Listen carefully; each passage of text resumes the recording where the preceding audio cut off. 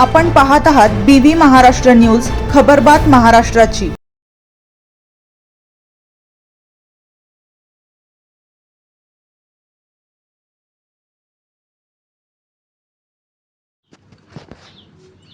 ढगफुटी सदृश पावसाच्या पार्श्वभूमीवर नागरिकांनी सतर्कता बाळगणे, आमदार खोसकर।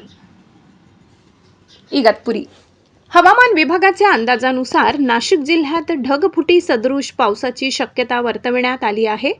या पार्श्वभूमीवर संपूर्ण नाशिक जिल्ह्यासह इगतपुरी त्र्यंबकेश्वर प्रशासकीय यंत्रणेला हाय अलर्टवर राहण्याचे निर्देश देण्यात आले आहेत। इगतपुरीचे आमदार हिरामन खोसकर यांनी या अनुषंगाने महत्त्वाच्या सूचना जारी केल्या असून गावागावात दक्षता घेण्याचे आवाहन केले आहे। ढगफुटी सदृश पावसाच्या काळात नागरिकांनी विनाकारण घराबाहेर पडू नये, सतर्क राहावे आणि कोणत्याही अफवांवर विश्वास ठेवू नये।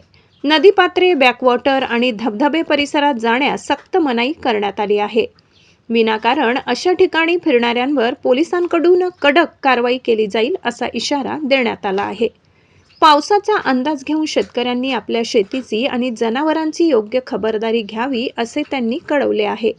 वरिष्ठांच्या आदेशानुसार पोलीस पाटलांना निर्देश दिले आहेत की त्यांनी त्वरित आपल्या कार्यक्षेत्रातील ग्रामसेवक, तलाठी आणि इतर संबंधित शासकीय कर्मचाऱ्यांना या हाय अलर्टची माहिती द्यावी।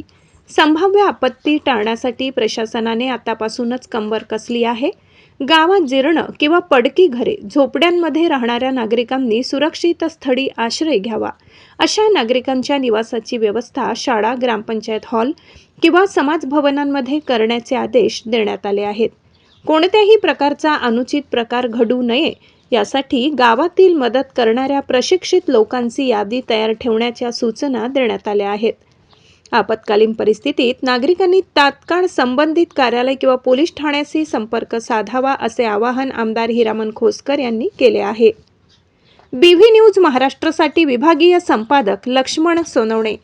नमस्कार।